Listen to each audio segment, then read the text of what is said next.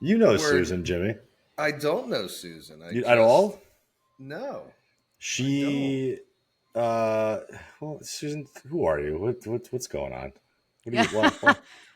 I What's am your a purpose here? I am a 64-year-old online strength and health coach. 64. You don't look a day over 59. I would take that in a heartbeat. Yeah. I would go back to my 50s like that. Really? Why? Did something Like, change? Did 60 hit you mentally? Were you like 60? yeah, it did. Really? But I've had a lot of issues since I turned 60. A lot of health issues have come up since I turned 60. I'm like, what is this 60 bullshit? I mean, it was really, it was like, what has happened? Because the 50s were like the best decade of my life, I think, for What all this. so what are you experiencing now? I mean, I know Well, you had the hip surgery. I had the hip surgery. That has been the easiest thing of anything that I've had to deal with. Was it a Absolutely a breeze. I would do it again. I would rather full do that. replacement? A whole full, yeah, my right, full hip Full replacement on the replacement. right Okay. side. Okay. Yeah. And I would rather do that than have a colonoscopy. I would do Really? that. Yeah. Oh my God. Yes. Jimmy gets Just, Yeah. colonoscopies for fun every other weekend. yeah. Yeah. No. Describe in detail. What's that? Describe in detail why you do not like the colonoscopy. Oh, well, it's all about the prep, right? Of course, we all know that. It's all about the prep. And this year, because I've had some digestion issues, unknown stuff. We were still trying to figure out what's going on. So that prompted the colonoscopy because I really wasn't even due for one for another probably 5-6 years. And they said, well, let's just go ahead and do it just to rule stuff out. Okay, sure, why not? Yeah. But because of that, I had to go extra days with the prep than what a normal prep is, right? So I had to do low fiber days Ew. on top of the liquid diet, which they usually put you on right before, right? Yep. I had to do 2 solid days of liquid diet, and I was about ready to kill someone. And my stomach hurt. I mean, between that and low fiber days before that, I was just like, I mean, at least on low fiber days, I could eat food, you Yeah. know? Yeah. Tell us But in yeah, detail about man. your toilet experience over there. Yeah. Oh, yeah. That was just lovely. I mean, at some point, you just stay in there. Yeah. You know, I do remember being in there for about 2 hours with the you Miralax. just stay in Because there they just give you like a because whole bottle of Miralax. yeah, it's ridiculous. It's ridiculous. And with the hip replacement, it was just like didn't have painkillers. I didn't have any pain. I just Really? felt stiff. None. Not I even just felt not even like after the nerve block and shit wore off the next day? Nothing? no, no. It just felt Jesus. stiff, and like I wanted to stretch a lot, and Huh. yeah, that was nothing compared to having to do a colonoscopy. But we're still trying to figure out what's going on with all of that.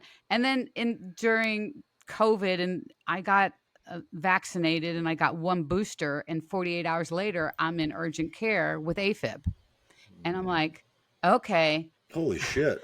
yeah, yeah, and my AFib is really not as much of a factor now as it was then. Like it flares up and I'm starting to get used to it. Like I understand when my heart goes from like my heartbeat's going from 80 something to 140 in a matter of a second. It's like, oh, okay, let's stop for a second and let's get this back down. And they showed me how to do it. And it was unnerving at the beginning because you lose all, I mean, I could just be sitting here doing nothing and that would happen. And What that's did crazy. what did they have you do to control the AFib? Because I think that might because I mean Lord knows we have clients that probably have it that have dealt with it before, and it's a very anxiety inducing thing, which Yeah. obviously exacerbates the heart rate increase and people start to panic as opposed to Yep. what are some of the coping mechanisms they taught you? They showed me how to instantly release it, and I had to do a stress test as part of this whole let's figure all of this out. And my goal in the stress test, because this is how I think, I want to get through all. I don't know if y'all have ever done one, but there's 7 stages in a stress test, and they start you on an incline walking, and you're wired up to a million different things. And every 3 minutes, they increase the speed and the incline. So and there's 7 levels to this. And you already start on an incline at a pretty good walking pace. And you have to hold on to something, which comes into play when you have to start running. Because when you have to start running, you know, you want to get your arms, you want to kind of get into that groove and you can't. You have to hold either here or hold there. And so I got to level 6 and my heart rate was like, I mean, I don't even know what it was, but at some point I said, okay, I'm done. I can't do this. I only had one more to go, and I was really pissed that I didn't get through the whole thing. But the purpose was to put me into AFib, and that definitely did it. And so then she showed me when you take a big breath and you bear down super hard, that like shocks your heart right back into getting into a normal rhythm, and it works. It So works. so holding your breath and like like almost like you're bracing. Like Yeah. a Valsalva, but like not letting Yeah. any air out. Interesting. Okay. Yeah, and so between doing that when I feel like I need to, and then they have me on a medication. I'm on the smallest dose possible, a half a pill a day, twice a day of metoprolol or something like that, which it's kind of works with your blood pressure and maintaining and the heart rate. And then I'm on a baby aspirin every day too. Yeah. Same. Apparently, with I saw a post today, and you got to take everything with a grain of salt. What's online, but it was a letter or screenshot of American Red Cross, and it says, you know, if you want to donate blood, whatever, if you been vaccinated at all for COVID-19, yes or no? If yes, call this number to see if you're eligible to give blood. Really? Yeah. That does not surprise me. They don't want the COVID-19 blood, huh? No, I don't. No. And, you know, when I was in urgent care, my insurance has like a mini hospital kind of thing. And that's where I went. And the doctor that came back to see me eventually saying, you're not who I thought would be here at all. I don't fit any criteria for them. I'm not overweight. The only criteria I fit is my age. Yeah, That's it. And when I talked to her about the timing of this, she poo-pooed me right out the door. And that was back in the day where you really couldn't talk, that the doctors couldn't talk freely about all of this. And so she kind of just dismissed me. But later when I saw a cardiologist, he didn't just dismiss me at all. He says, we have no other explanation, none for you on why this has happened. And luckily it's been manageable, but this is yet another thing that has happened since I turned 60. I mean, obviously, like at your age, you've gone through the whole menopause transition, and I think that's I work with mostly women that are going through that phase. And you put it beautifully the other day when you were talking about not only your hip replacement and this and menopause and how you've been able to deal with all this and take it in stride. Take us back to kind of what got you onto this fitness journey, and when did all that start for you, changing habits and everything else? So I've been in the gym for decades. Okay. I've been in the gym, in and out of the gym, but I would work with a trainer at this gym or do group classes or whatever it was back in the 80s and 90s even.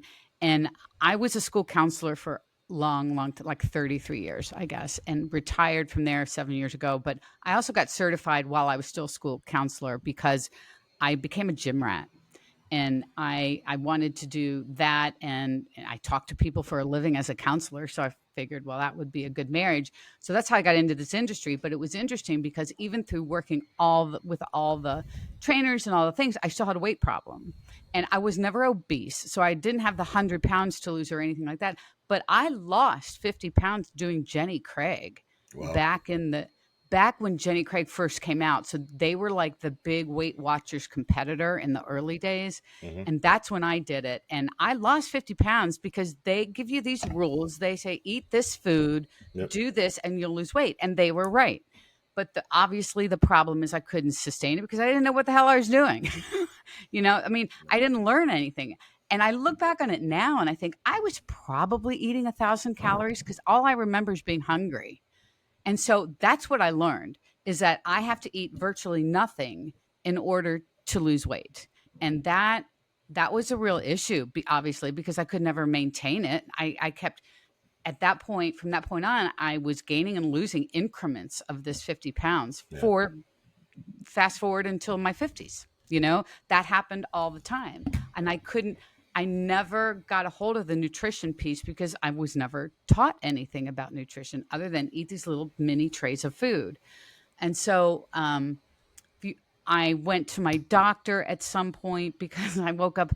I think this was probably maybe when I turned 50 in that neighborhood. And I was just like, I looked at my belly and I'm like, what the hell has happened to me?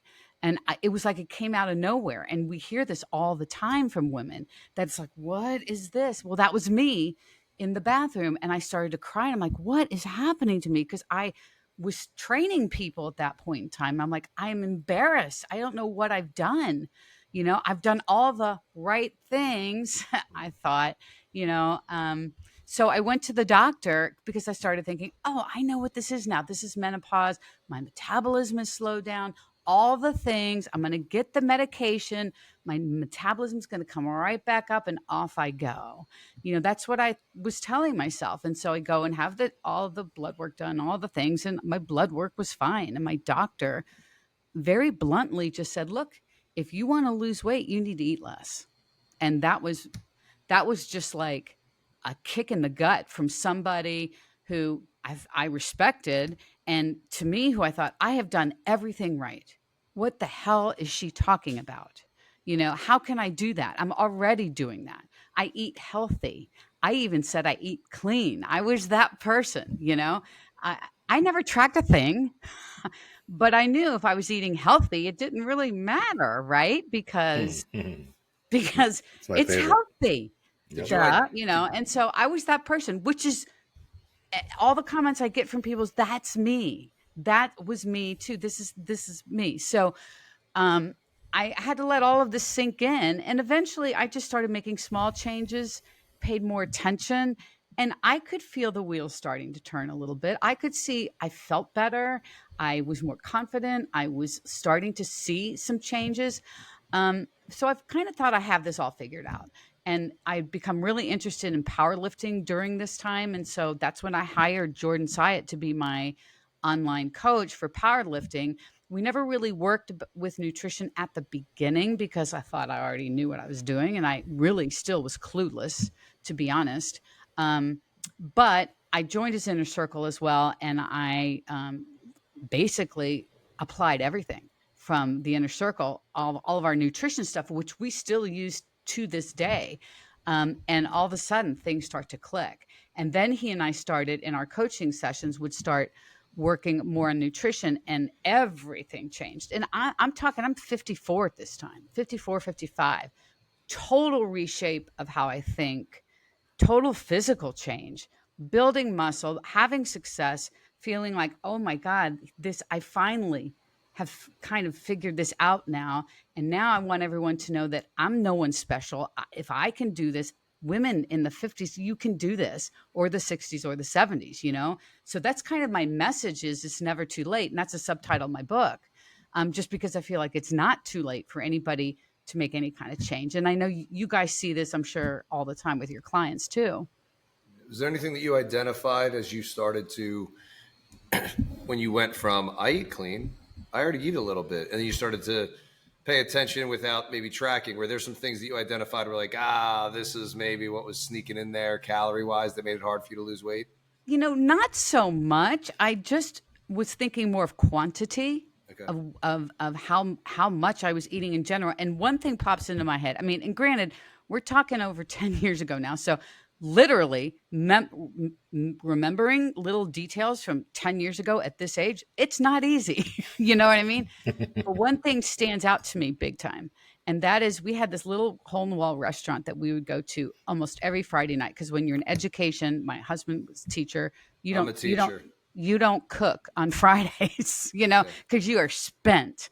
So we'd always go to our little hole in the wall, and I would order this pasta dish that was grilled chicken on top of whatever, fresh, organic, blah, blah, blah, whatever. It was massive, and I would eat the whole thing and not think twice about it. And that was regular. Just with that was an issue, right? Not to mention all the nibbling. I was a big almond girl. Had almonds at work all the time, walk by, grab a handful of almonds. Yeah, it's healthy. All good, right? All good. You do that 3 times a day. Yeah. That's an issue, calories. Right? So it was those two things are the two that really stood out. The kind of the mindless grabbing of something that's healthy, and then thinking that this dish I was eating was super healthy as well. And I mean, it's not healthy, I guess, right. But it was so full of oil. I mean, I just look at all the things and think, Susan, you just consumed 1,000 calories just from that dish easily, maybe even more, you know? On a dish like that, probably, I would think 2,000 plus. Yeah, probably. Yeah. I mean, just, it was, and it was just lack of awareness, really. And that's the hardest and probably the most frustrating part, I think, for a lot of people that are truly trying and trying to pay attention, is that they are being mindful, but they're using, and I think language is powerful. I really do. I think when you start to teach, like one of my things with my clients is I'm trying to teach them the language and the verbiage around this stuff so that they're more educated about it. And they're not just haphazardly throwing words like healthy around, because healthy is going to be different for everybody. Like healthy for me is much different than healthy for somebody who's got 45% body fat and has never moved off the couch. Yeah. And healthy for you is different than it is for me. And it's going to be completely objective to the individual. So when we're talking about making choices, how are you helping? And I'm sure you're probably dealing with women your age or older. What are some of the things that you have to rewire in them about their awareness of food and calories and where their calories are coming from in order to get them to start to understand some of these, what I think are basic principles, but are lost on a lot of people? They're very basic. And I was thinking about this earlier, people in my age group, we come to the table with a lot of baggage. A lot of baggage. And I don't think a lot of coaches realize that. And we're talking decades of garbage that we were fed, not literally, but, through, we didn't have social media. So through newspapers, magazines, TV shows. Reader's Digest. Right. All those, all of those things we lived through, carbs make you fat. You have to eat low fat or no fat. You hopped over here to the grapefruit diet because, my God, that's the one that's going to clean you out and do all the things. We just hopped from one disaster to another. Yeah. And when you do that over the period of decades, you're pretty messed up. Mm-hmm. I mean, with how you think. And I feel like the retraining of the brain is absolutely the hardest part, because most people my age won't believe you. They won't believe you because they've struggled their whole life trying to lose weight. They don't believe that they don't have to eat 1,000 calories in order to lose weight. They don't believe it because they struggled just to do that, and they don't understand, well, you struggled because you weren't consistent with it and, breaking all of that down. So I feel like you have to break it down and like almost one concept at a time. And the scale is a big one. And you guys, I know you see this because we all see it. How, I was perfect with my nutrition Monday and Tuesday, and the scale was up 1.5 pounds on Wednesday. How is that possible? I don't understand. Yeah. You're right. You don't understand. That's, and we don't understand. And the thing is, I didn't either. I was that person. I didn't get it because no one bothered to educate me about scale fluctuations for the last 50 years. I saw your post about that. We weren't brought up on that. Yeah, I saw your post about that with the scale fluctuations, how you used to never weigh yourself, now you do, and you weigh yourself every day just to see what happens. And we talk about that, just be curious. Like, wow, that's interesting. It went up. Yeah. And sometimes you eat like shit or it's not the best day and it goes down. Yeah. Like, that's interesting. Yeah. It's just like, that's interesting just to see what happened. Yeah. Where you were taught, if it went up, oh crap, I did something wrong, and now I have to restrict to get this back down. And then it's just this game, this cat and mice, dog cat and mouse. And it's chasing your tail. I like to tell everybody that's emotion talking, right? It is. Yeah. It is. When the scale goes up and you're like, oh my God, what did I do wrong? Oh my God, now I did something wrong. Now I have to cut back. And that's just emotional chatter in your brain. And that's as a result of all this crap that we kind of have grown up with. And that's the hardest piece to shut down. And I have to work on that too. I mean, I tell everybody this, when the scale goes up, when I step on it, I don't like it. Yeah. I still get that little kick in the gut that I would get every time the last 40 years, but the difference now is I understand scale fluctuations. Logically, I can shut emotion down on the spot.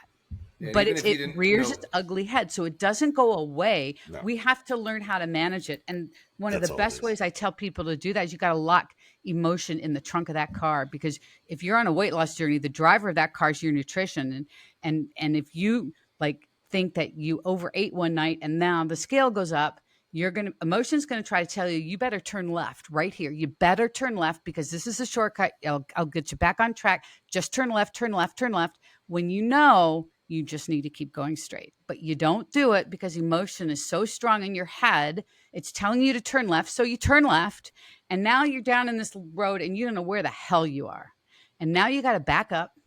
And now you get back to the main road and you're starting again, and it's all about shutting that down and getting logic to start appearing in your brain. And oftentimes that is a conversation with yourself. You have to tell yourself to shut up. I do this all the time. Susan, shut up. You didn't eat 5,000 or more calories over your maintenance in order to gain, this pound that's on the scale. You didn't do that yesterday. You ate how you have eaten for the last 20 years. Ew, that's boring. Well, even let's say you did have a 9,000 calorie day, which I would be very hard pressed to see most people do that. I mean, I have trouble doing that, and I'm a disgusting piece of shit. You don't have that much trouble. I can do it. I can do 6,000 without batting an eyelash. Yeah. I think that'd be a good vlog for you, just like you eating just me trying to just gorge myself. Jordan did that back in the day. He tried to eat 10,000 calories. He made a YouTube thing about it. He really tried. Probably after and Michael he gave up. I mean, it was early. Yeah. It was early into it. Rob, be better than Jordan. I'm gonna beat Ty. Jordan's a failure. I'm gonna beat Ty. I'm gonna get 10,001. Yeah. 10,001. So let's say, for example, and this is where I think, like you just said, Susan, logic has to take over at some point. If you're confident in your understanding of nutrition, if you're confident in your own habits and you're confident in your routine, and you do gain that pound of fat, you have the skill set to get it off. Oh yeah. And that's the beautiful part about building autonomy on this journey, is that let's say let's say you just say fuck it for a couple of months. You're like, it's summertime. I just want to have fun. I don't give a shit. And then you come out of this like drunken stupor in fucking September, and you're 7 pounds heavier than you were in June. Oh, cool. There's no panic. I know why this happened. I did it to myself. I treated myself like a fucking amusement park. That's exactly what I deserve, and that's exactly what I'm going to get. I know exactly how to right the ship. That's all. That's what it comes down to. So how do you help people manage that aspect of it? Because I think the rebound effect is the hard part. Is a lot of people fall down and stay down, and they just stay down for this inordinate amount of time that then creates this narrative in their head that I'm a failure, this doesn't work, versus any one of us three knows that when we fuck up proverbially, we just get right back on the horse and just keep moving forward with like nothing ever happened. And that's the key. And that's what you have to reinforce with everybody. And not everyone's going to like do that at the beginning, or even feel like it's not going to be a switch that they walk into a room and flip from on to off. For us, it might be more like that now, right? Sure. But that wouldn't have been me 15 years ago. I mean, it wouldn't have been me. So how do we get to the autopilot thing? And, I think it's like anything else. It is consistent effort and practice over time, and specifically practicing even from meal to meal. I went out and ate like an asshole last night, let's say, and then come back the very next meal. Instead of saying, I've got to go down and ride an extra 40 minutes on my bicycle, I'm going to now just hop back on my normal, whatever my logical nutrition plan was prior to that, right? Yep. Get back on track the very next meal and keep practicing that. Yep. And I feel like that and some self-talk, and if they have a coach, communicate with the coach, all those things, you practice that over and over, because really it's like anything else. There's no big flashy thing here. It is consistent practice of the boring stuff. And sometimes you have to trust when you're maybe not ready to trust as much, whatever it is, but you have to be uncomfortable. It's going to be uncomfortable. I mean, it is. Yeah. And that's how you break through all of that, and it's just one meal at a time. Try not to have 2 meals back to back that way, and work it that way, reinforce, just keep practicing. And over time, it becomes less and less of a deal. It's like when you weigh yourself every day. Instead of having every Friday as weigh-in day, and it's this big event now, you weigh yourself every day, and it's I just do this. I know what to do. I just hop on there, I record my data, and I'll look at it in maybe 30 days, or whatever. It is just one of those things that you practice over and over and over. And unfortunately, that kind of stuff doesn't sell very well. I mean, it's yeah. Well, what you just described is retraining your brain. I mean, Susan just said we have to retrain our brain, and then you talked about the way we look at the scale, and then the way we respond to the scale. That's a training your brain process, and your brain is going to just do what it's used to doing. Yeah, that's the comfort aspect. So, okay, this is what I'm used to doing, restricting after the scale goes up. So now I have to, like you just said, trust something because this hasn't been working. And then just do the actions, even though it doesn't feel good. And then all of a sudden, like your brain starts to go, okay, this is what I do when this happens. Yeah. And that's, you just described retraining the brain. Because I was going to ask you even other areas that you think we have to retrain the brain, but people throw these phrases around and then it's like, well, how do I retrain my brain? You just described it. You described it. They think it's some magical thing or magical formula or something. And when I was a music major in college, our band director had this saying, and he said, if it stinks, don't sit there and smell it. And he was referring to musically to, if we're playing out of tune, just don't sit there and play out of tune, fix it. Yeah. But I use this often with people that are afraid to change. Like, in other words, don't do the same thing over and over and over and over again if it's not working for you. You change something, and it may not be the right direction, but you're never going to know until you try. And if you don't succeed, okay, that's fine. You now know that I need to do this instead of that or whatever. There's no other way to do it, and that's really uncomfortable. And as people get older, change like that is really super hard. I mean, I tell people, my group, we're a pain in the ass. Obviously. We are a real pain in the ass. A bunch of women. And old women. So I think that's a really good place to chat, because I think, it's different hearing it. Like, you have to almost hear it from 900 different sources, but the same message for it in order for it to finally stick. So I'm sure for you, as it is for me, as it is for anybody that's in this field, it gets a little frustrating when people really just don't have a very strong enough reason for any of this stuff. They verbalize things like, I don't like the way I feel or look. Okay. Like, that's valid. I get that. I've been there.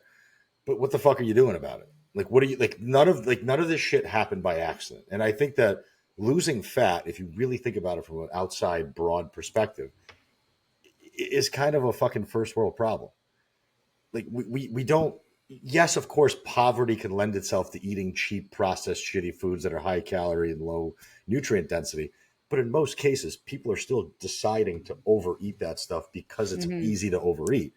We're not having these problems in places like India and China because they just don't have the access, and all they do is work all day long, and they don't have time to fucking eat or worry about their fat problems.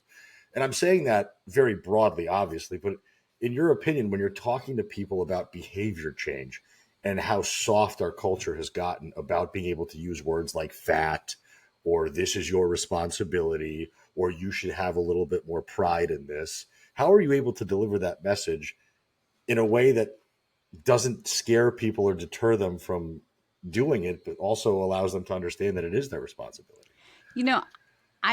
I'll be honest, with me being 64 and me reaching mostly middle-aged women, the thing I have going for me is that I went through all of this. Yeah. I've been there. Yep. I am postmenopausal. I am having but it's easy for you. It's easy for you. You've always worked out. You've been working out since the 80s. You're off in the summer. Here's the one I get all the time. My genetics. Yeah. That's the one. Well, and I don't know a single person in my family that has more muscle except my son. My son has a lot of muscle. He's a beast. But other than that, I tell people, you want to talk genetics?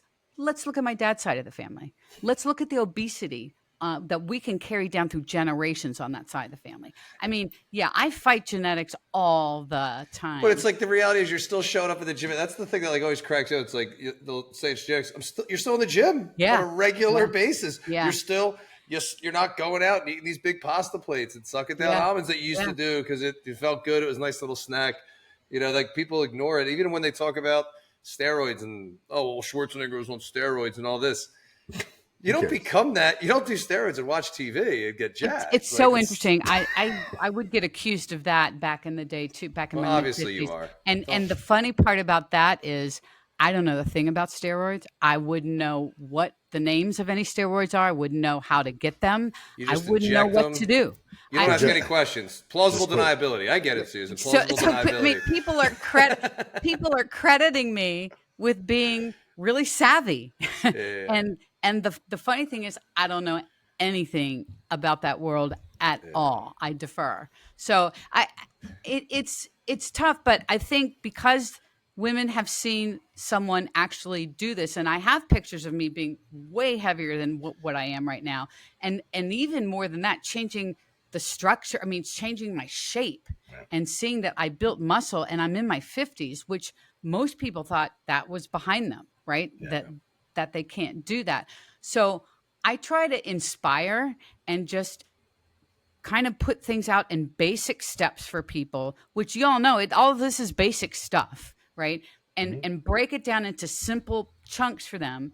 And having, to your point, around to be a little bit more specific than I want to be healthy. Okay, well, what does that mean exactly? But maybe more specific. And I like to get people to, especially a specific performance goal, because boy, does that change their training, right? Or their workouts become training now because they have a purpose with what they're doing. Well, even your experience with the hip replacement is a perfect testimony to weight training. Yeah. Oh, because for a year prior to that surgery, Jordan wrote my programming, and I was doing 2 leg days a week, and they were all single leg workouts for an entire year. And I started with no weight, even though I could use weight. I started with no weight because I was learning to stabilize that hip from nothing, bad hip. And I gradually added weight all through the course of the year. And this is the first time in my life I've ever pushed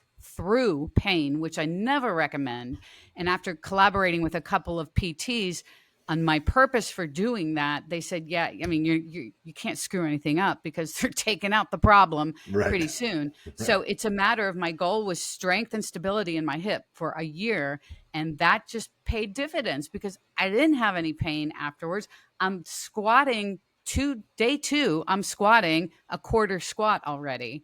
And, I'm walking without a walker in 2 days. I mean, all these things directly correlates to.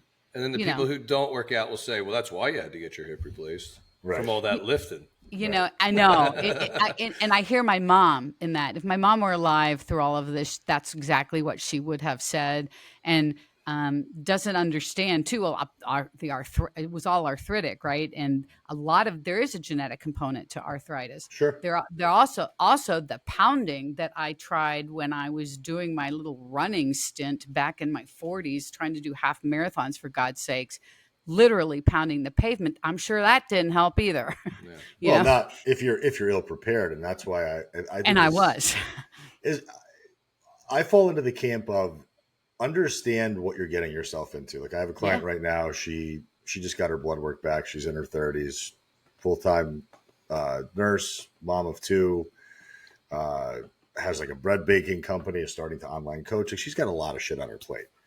Thyroid antibodies through the roof, like Hashimoto's to the nth degree. I think she has as well diagnosed with PCOS. So, like, literally every hormonal issue that this human being can have, she's got.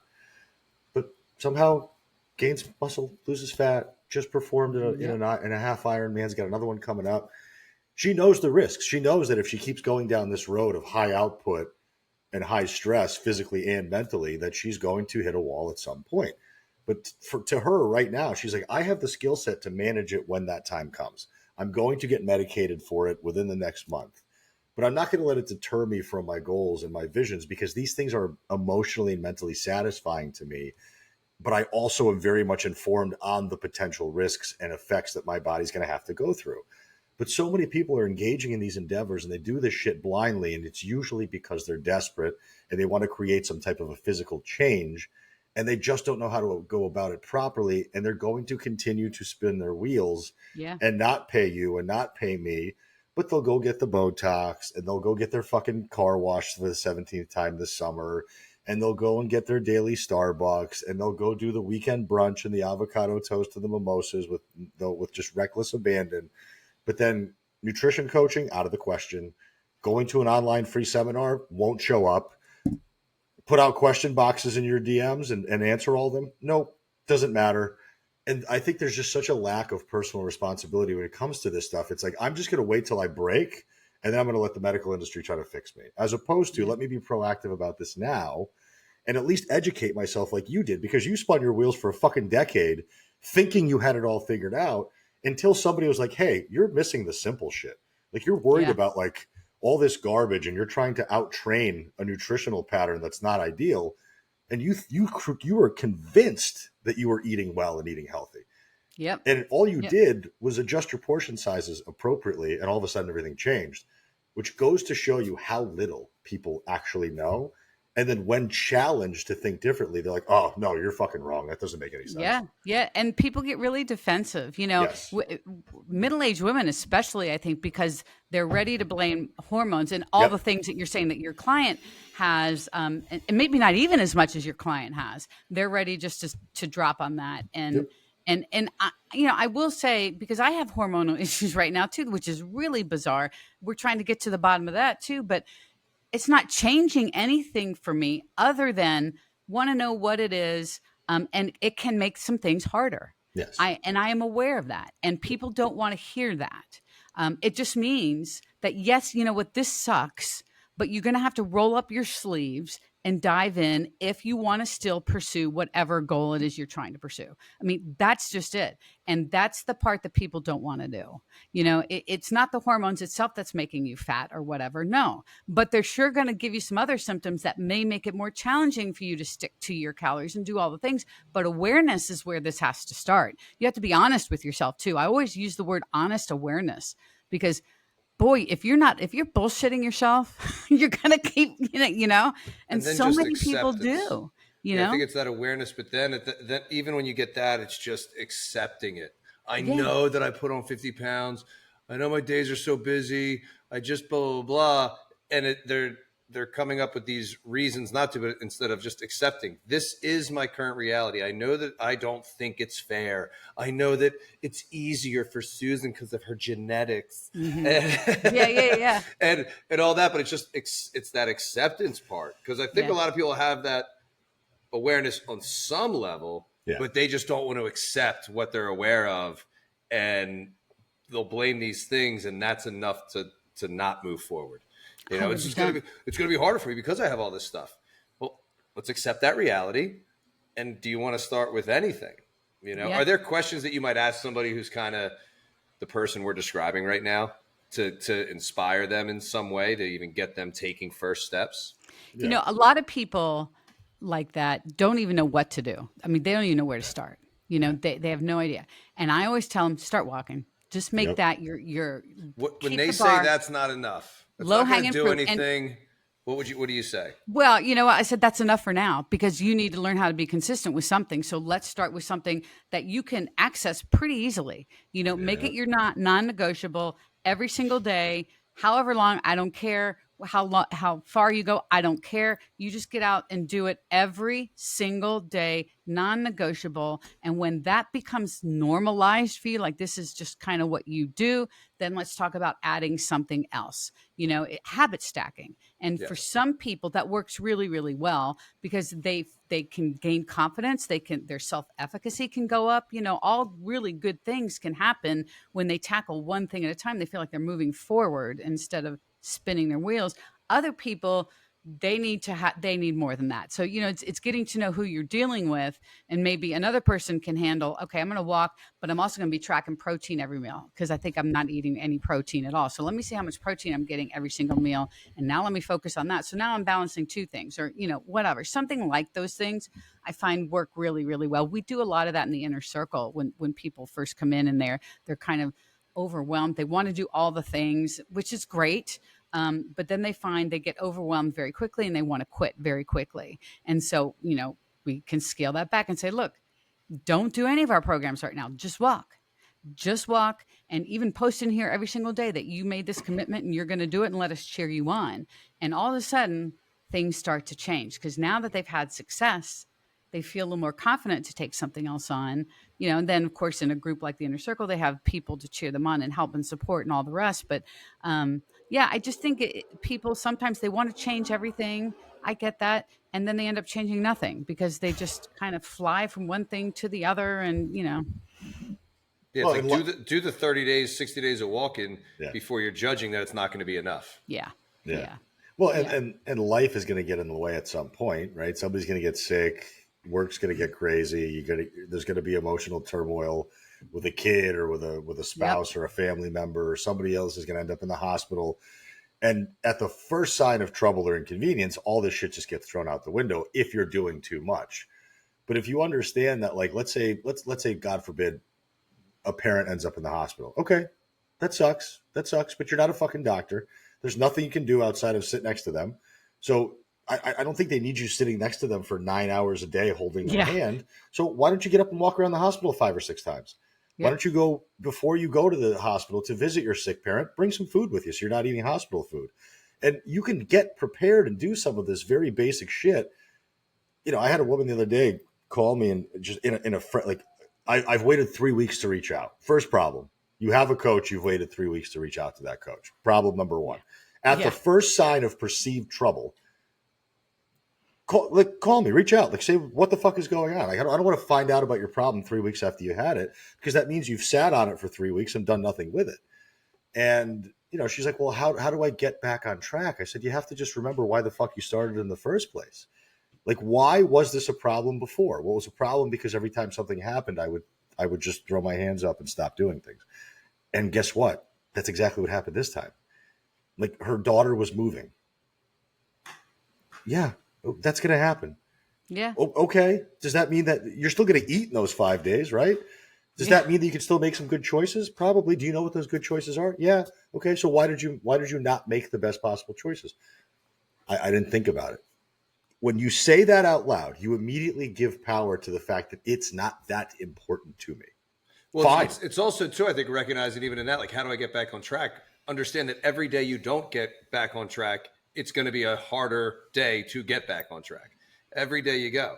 So it's like, hey, get back on track tomorrow, because if you wait till 2 days from now, it's going to be even harder. I mean, that's a great point. Absolutely, it will be. And that first step to getting back on track is always the hardest, right? And walking. And I'm serious. Yeah, and sometimes it's like, get your ass up off the couch and go for a short walk. That's how you start. You have this wall of friction in front of you. You have to bust right through it, and maybe focus on how you're going to feel about what you did after you're done, not how you feel in the current moment. And then remember what your first steps were when you first started, instead of what your steps were when you stopped 3 weeks ago. I think that's the most intimidating factor is, I got to get back to that. Oh, that's so hard. It's so much. And it's like, no, if it's been 3 weeks, just do what Susan was saying, of just show that you can show up to a commitment and get some kind of consistency in anything. Just start walking again. Yeah. Go through the motions. Yeah. Have a awful workout. Lift the lightest weights. Yeah, who gives a shit? Just even that's how you get back on track. We saw so much of that during COVID. Yeah. God. And getting asked all the time, how do I get back, to the gym? How do we get COVID back? I want the empty roads. I want the empty roads, the isolation, no traffic. That's what I wish that we could have COVID, obviously, without the death and without the major lockdown aspect of it. Correct. I wish. Yeah, without the 6 feet, but then we. Yeah, and even the 6. I mean, I still abide by that because there's people I don't want to be that near anyway. A lot of them smell. Sure, myself included sometimes. Yeah. But I think what's the best thing about what Susan puts out there is the fact that none of it is rooted in excuses. None of it is rooted in blaming an external factor. It's just not exactly, and that's the thing is there's such a dichotomy between the 64-year-old woman sitting in front of us today versus my mother's 76, and she has a friend of hers who's 10 years younger than her. She sleeps till noon. She stays up until 3 a.m. watching bullshit television. She's relegated to a walker. She can walk. She chooses to use the walker because it makes walking easier for her because of her She might gain sympathy as well, being her out back of places. issues, which she doesn't actually have a diagnosed back problem. She just Of course. is weak and doesn't do anything. She eats like clean foods because she hears about like being plant-based and this and that, and that's how you do it. She's like Meanwhile, the Chick-fil-A grilled chicken sandwich. She's not consuming any, probably more than 40 or 50 grams of protein a day, and she couldn't be more idle if somebody actually chained her to a chair. Now, my mother's not the picture of health by any stretch of the imagination, but like there's plenty of 64-year-old women that don't look like you, that don't act like you, that will use age as an excuse. And it just really, what is the difference between you and them? You made a choice. You can argue you made a choice. Age is the opposite of an excuse. You know, Exactly. It's like when a younger person has more time to get at a certain point, it needs to become the opposite of excuse. Like, oh shit, because I'm this age, I haven't done it, I have to start. Versus, well, there's and the and clock I'm is in that winding camp down. too. I mean, I continue to do what I do because I kind of look at my whole life continuum, and mine's getting shorter. No matter how much I don't want it to, it's getting shorter. And there's so much perspective slaps you in the face. I had a really good high school friend that just passed away 2 days ago, and it's just like, that person's my age. You know, that person is my age. And this puts a lot of, it just slaps you in the face. Reality's right there. And so, I'm going to do my best to focus on what I can control so I can live not only a long life, but a functional life. That's the really important aspect. I love the thought, like, I want to live a wide life. If it ends up being long, it's long, but I want to live a wide life. It's like, are you a living or are you alive? Yeah. Kind of a thing. And you're obviously going to get your other hip and both knees and ankles all replaced. So you got to, you know what? Bring it on. I'm ready for the other hip. Thank God, the other hip has been fabulous, to be honest. And I asked the doc about that, and he goes, sometimes if you have arthritis in one joint, you've got it other places. I think it's surface. I have a little a funky shoulder, so I think it's here, not in my other hip. But I would be down for a hip replacement again. No colonoscopies. Just a weekend getaway. But ma'am, your hip's fine. I know. But I had such a good experience with the last one. Fuck it. Could get we it just fixed. do the other one? Well, I mean, and that's the difference between somebody who's going to take a proactive approach to their health and well-being, because it's not about fat loss for you. It's about actually having an improved quality of life. I mean, I say that until I'm blue in the face, and it doesn't really register with people until they start feeling that benefit.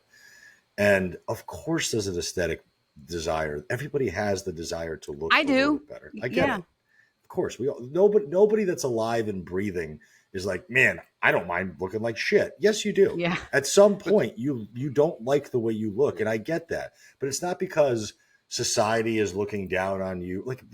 We live in a time right now where you could be the fattest fuck on the planet and nobody would give a shit. You'd probably get hired from affirmative action standpoint, and people would be praising you for being brave, for being 400 pounds and walking to work every day. Well, one day they'll hire fit people for affirmative action, for diversity hires. Well, that's we're on the way out. Like, fit people are we're gonna be like, we're already the minority. I can imagine how much more of the minority fit people are going to be in the next 20 to 50 years. Like, I mean, it might almost be less than 0.5% of the population. Well, Ron, what you were just saying about, it's interesting because I've talked about before, you're going to quit on things when it's like not really truly aligned with what your actual goal is. And people lie about their goals a lot, as far as I'm concerned. Yeah. And they'll say things like, I want to be able to run around with my kids and grandkids and do all that stuff. No, you don't. But then you don't give a fuck. But then as soon, or like, I want to be able to recover from surgeries. I want to live. They'll say all that stuff. But then as soon as they're not losing weight, they want to quit. Yep. Yeah. Well, because you've been trying to convince yourself it wasn't aesthetics. Yep. So no, I want to row 100-pound dumbbell. That's like that. I will do that before I die. That's such a badass tangible goal, cool. And you can measure the entire way there, which is so fucking great. And when you start having goals like that, you actually have fun with the gym. You have fun doing the work. Would you? How much of your physique would you trade to achieve that goal? That's an interesting question, Jimmy. That is an interesting question, and I don't know. for that, I have several of these goals, and for that one, I don't know. It would be that's kind of. I've really wanted to do that for a while. Is it worth 5% body fat to you? 5% more. 5 more. Yes, not 5 less. To get to the 100-pound dumbbell, you got to be 5%. I don't know if it's worth 5%. Well, let's give a number on the scale. So if you kind of roughly know what your percentage is, and then do the math. I don't know my body fat percentage. I have no idea. I have no idea how much. I'm assuming I'm 20 something. I bet you somewhere between 24 and 27. Yeah, I think I'm in the mid 20s. Let's say. All right, and then are you going to tell us your weight? Is it what's like that? Would it be like 7 pounds to get another 5%? I don't know, probably in that. Would you add? You wouldn't add 7 pounds to throw a 100-pound dumbbell? No, probably. Right, I don't think I need to because I'm already messing with a 90 right now. Well, now we have context. We gotta have specific goals. I want to row a 100-pound dumbbell at my current weight and physique. Yeah, specific goals. I've picked up the 100. I've moved it. Like I tried like in a rowing motion. It ain't going too far, but I wanted to just see what it felt like. With grips on, or just raw? No. I used a grip. Good, I used a traditional don't be a psycho. Yeah. I'm not gonna hang around and wait for grip to catch up to that. Same. There's no way. I won't be alive for that. You can. I don't have the time. My other goal is, and I did this once already. It's just I've let it go. I want to get back to it, and that's a 45-pound weighted chin up. I want to be able to do that for reps. I've done it once. You could do one full chin up with the 45. I've done it. Yeah. But it's been years now. It's been several years, and I haven't focused so much on chin ups, and my shoulder was acting up, so I was just kind of stayed off of that. And now I'm like, you know what? I think I would like to do that again. I think that would be fun. That's really impressive. I mean, that's the fact that the chin up is being done, period, without the weight is probably achievement number one. The fact that you're adding a weight to it is even more impressive. And those we're a work in progress. That one's going to be that one. I'd love. I don't think dropping. Dropping some weight obviously would help with that, but I have this shoulder, which I think is arthritis. And so it gets irritated and I have to because I want to do this forever. I really have to call it. And right now it's not a great time. I say you go for it. Really destroy your shoulder. Oh, okay. That'll get you the replacement. Forget the repliment. Yeah. Instead of dragging this out, you know? Get it replaced, and then you start. I don't want to blow my rotator either because I've seen people. That recovery does not look fun to me. No, shoulder's a little bit shittier than hip, for sure. Yeah. Well, yeah. Out of all the joints, the hip is the one you want to get replaced because it's not that big of a deal. Well, I actually think the knee's not a bad one either if you do full knee replacement because they literally just cut you at your femur and they cut you at your tibia and they just throw a whole new one in there. So the hip's a little bit shorter? more complicated. It depends. I mean, or you can just pay the doctor and be like, how about an extra inch there on either side? And now you got one leg length that's a little bit longer than the other. Yeah, you're constantly and walking. now you're getting the back surgery because of the tilted pelvis. Exactly. So Susan, when you're talking to the know-it-alls, like I'm doing everything right. What kind of message are you delivering to them about that? Like, obviously you're listening to them and you're being like, yeah, okay. Yeah, I hear what you're saying.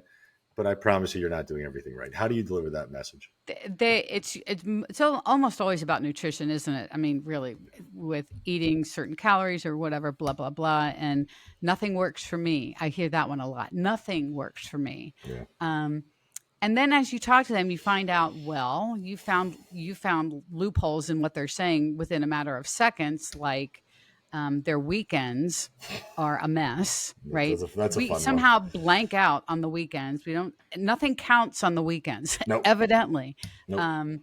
The nibbling like I used to do, complete unawareness. And that, I get that. It's not like people are lying. It's just not registering on the radar because they're nibbling on things that don't make them feel full. So you feel like you haven't eaten. Right? Because you're eating these things that don't make you feel full. And so you keep eating, but the things that you've been eating are really high in calories. It's a bad choice because it's not keeping you full. So you get no bang for your buck. So I get all that. Charcuterie is a big one. Yeah. Charcuterie. Everybody loves the charcuteries these days, and they're just fucking hammering charcuterie every weekend. Charcuterie. You know, and I've given this challenge to a lot of people before, and it has been eye-opening for them. And if they're willing to do it, I tell them to do 30 days in a row, 100% consistency with a calorie range that I would give them and like a protein range that I would give them. That means you're not going out to eat because you have no idea how much really you're eating, right? It's like a 30-day, if you can't track it, don't eat it kind of thing. Yep. 30 days in a row, 100% accuracy. So you're weighing everything. You're doing all this 30 days in a row. Let's see what happens. And lo and behold. Everybody has results. The scale moved. Of course. Oh my gosh. I had no idea. You know, it's a lot to ask for some people, but I've never had a person that has not been successful from a standpoint of seeing where the problems are. So moving forward, you can become more aware of it, because that's really the whole point. It's not about losing the weight as much as it is, let's find out what is keeping you from being successful, all the things that you're not thinking of, and now they're front and center. So when you move on, right, you can be well more aware and probably have a nice, sustainable path to reaching your goal. I mean, there's nothing more powerful than eating.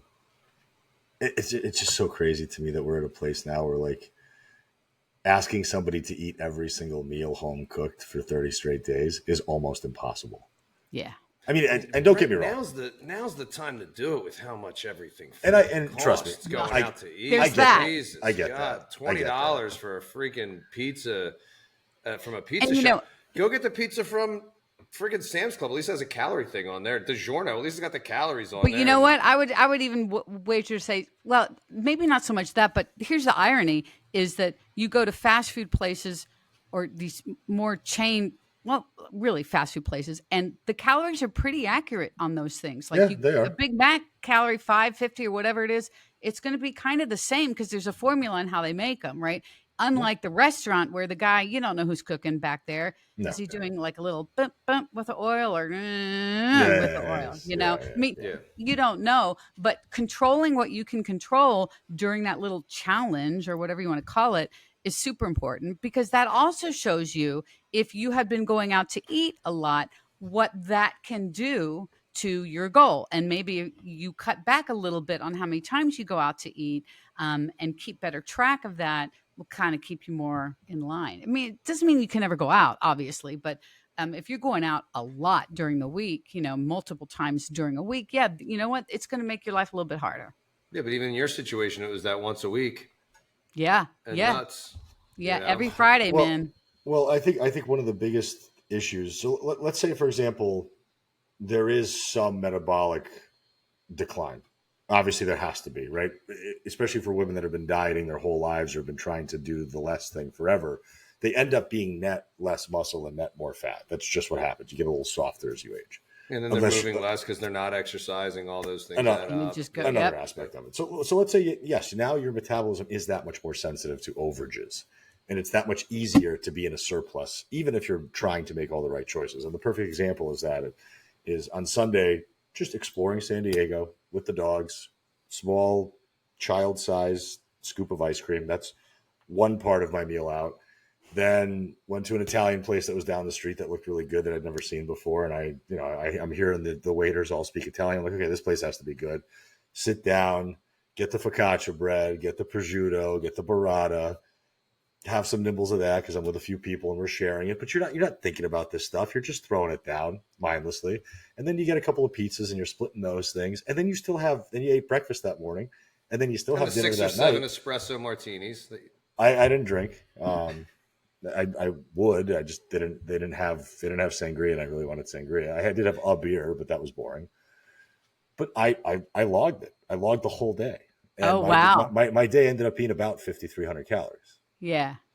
Now, who's going to without even thinking about it? Not, and I wasn't even remotely full. Yeah. I wasn't. I could have eaten 3 more times that day if I wanted to, and I can handle 35. Like my body can maintain weight at 3,500 calories.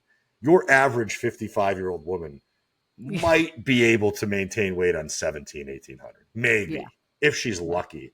So if she does that once a week, she's in a net surplus for the week. already.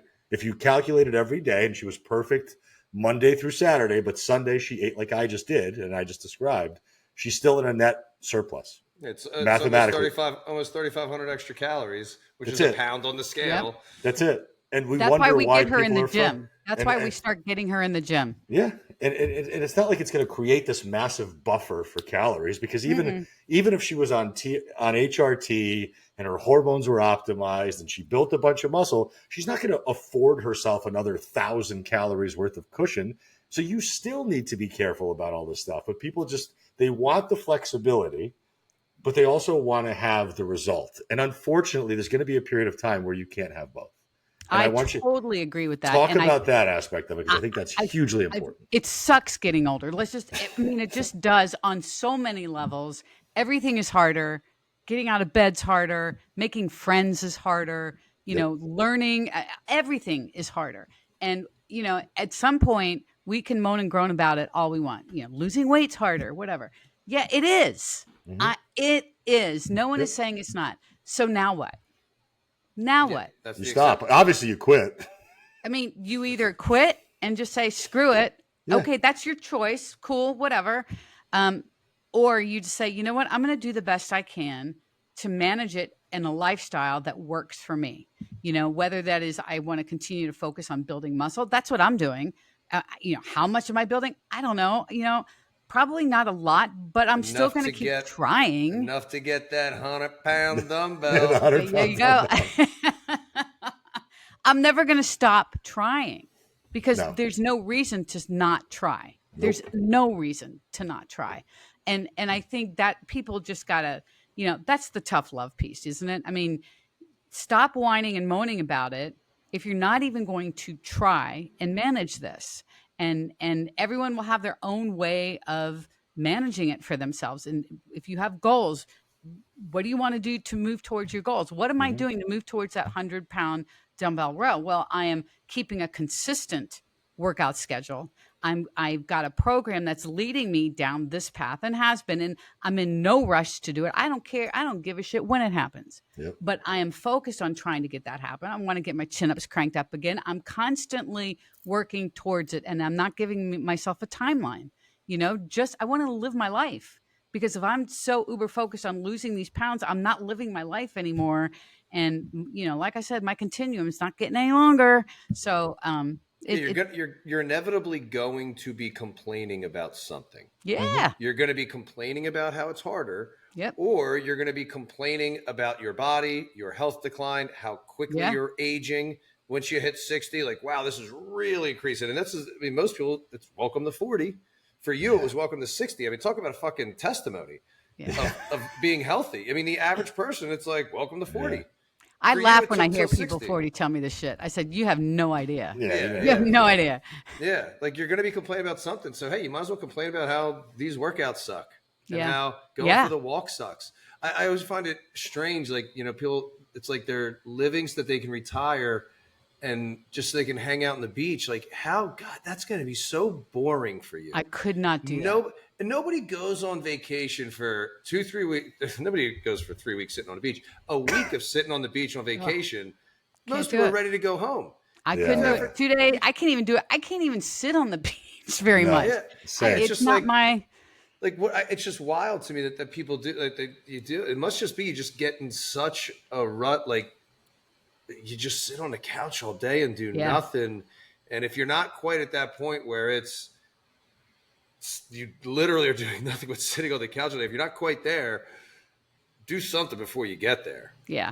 Just do something. It's, I don't know. It's a very easy trap to get involved in. And I think social media has proven that to be so true, because what is the Explore page designed to do? It's meant for you to explore and to spend unending amounts of time just scrolling from one video to the next, to the next, to the next. And before you know it, you've laid on your couch or created a hole in your bed where you've been laying there for 3 hours and nothing's gotten done. Do you think Visine sales have gone up since Instagram Explore page became?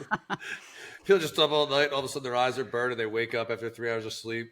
I mean, I have to force myself to do things when, I feel it. I could be sitting on my ass a lot, and I have to really sometimes I have to force myself. We have a pool here in the backyard. I got to get out there and do something with the pool, or whatever it is. I get it. I mean, it's not easy, but again, it's a choice, and you make the choice and live with what happens with the consequences. I'm making a choice to build muscle and get as strong as I can, because the consequence, I hope, is that I'm going to be showing you guys a video of me rowing that stupid dumbbell, for like 5 or 6 reps. You're 2 or 3 months away. Yeah, I hope so. You guys I don't know. it here first. You heard it here first. Susan's going to get the 100-pound dumbbell. I don't see a doubt.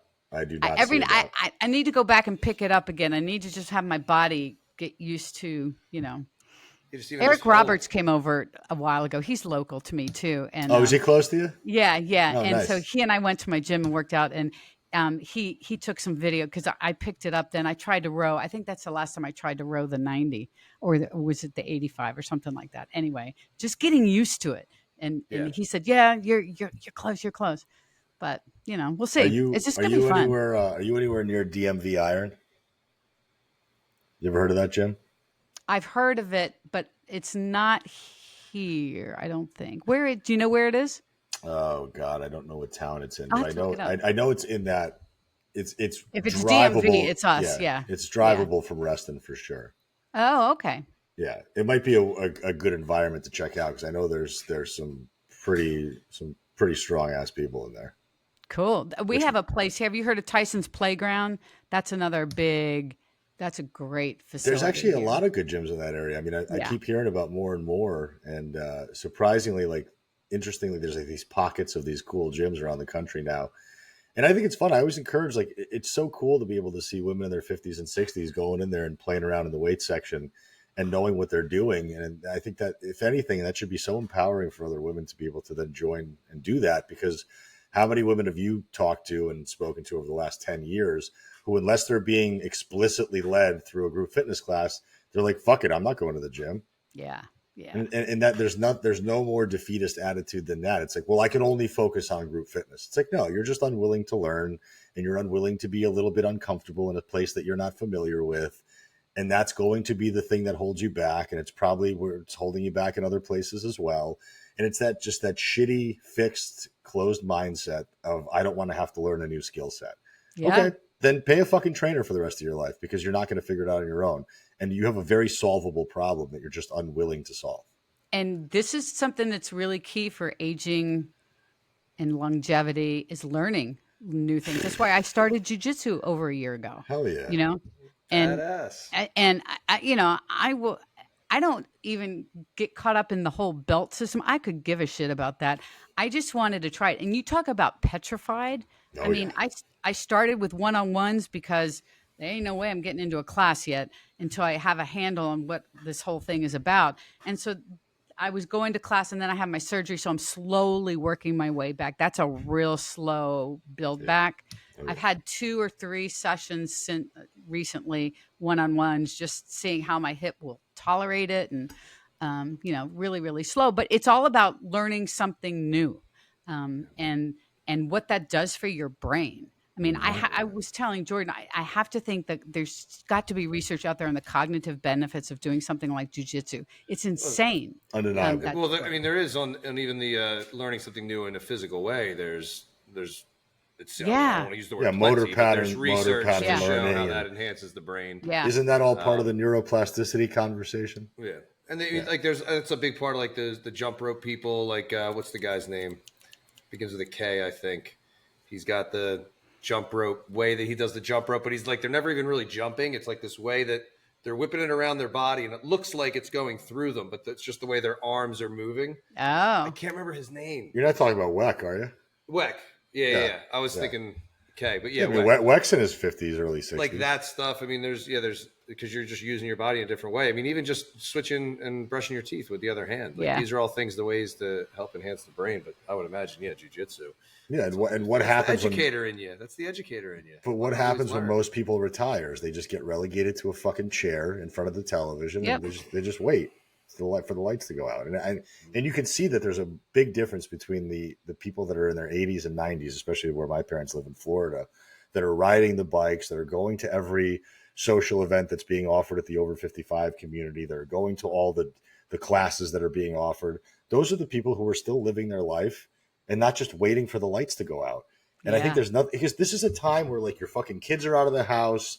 Nobody's bothering you anymore. You don't have to go to work. Like you literally have all the time in the world. That's the hard part though, like that structure. I mean, you know, like, because I'm a teacher too, it's easy to get lazy in the summertime. It's like you're looking forward to get back to school to have that structure. So it can be hard, but those people in that situation, they have to recognize that and create structure in some way. Yeah. And that's where going to the socials, joining a group gym, doing jujitsu, something like that can be good. Finding people. I mean, just people like forget that there's so much free stuff. I think one website's like meetup.com, and you can find local meetups for like hikes or bike rides.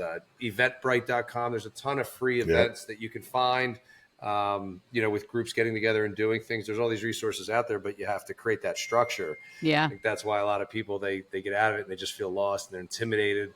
Like 3 weeks not working out. Every day that goes by, it's harder to get back into it. Every day that goes by, retired, not getting out of your comfort zone, it gets harder and harder. So that's it's tough. I don't expect to be in that situation. I can't see myself ever doing nothing. My first year teaching, I didn't work that summer.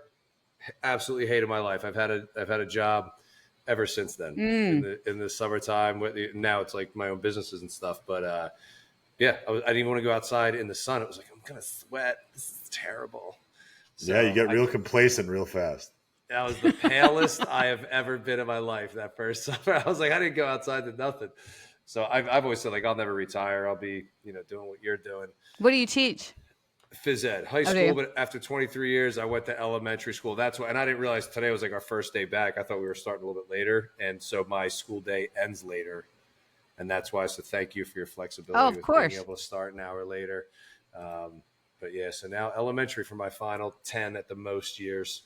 Wow. Unless somehow I'm loving it in 10 years. I'm like, I don't want to leave. This is an easy 100K For me, it was 33, I think. I'll be at 33 years when I turn 55. And it was really financial. I mean, I was not helping my retirement at all. I maxed out, essentially. Yeah. You're working for like either negative money or like $10 a month. Yeah. And school counseling has changed dramatically over the years. So really? Unfortunately. Yeah, oh God, it's so different in schools. That's why I moved to elementary, to get away from the cell phones and the assholes. Yeah. now I'll just have bunch of little psychopath kids running around, but at least they want to be there. Yeah. So we'll see. You'll be their favorite teacher. Well, we will find out. But Susan, this was awesome. You're an inspiration. A lot of fun, guys. You're an inspiration to all of us. I appreciate that.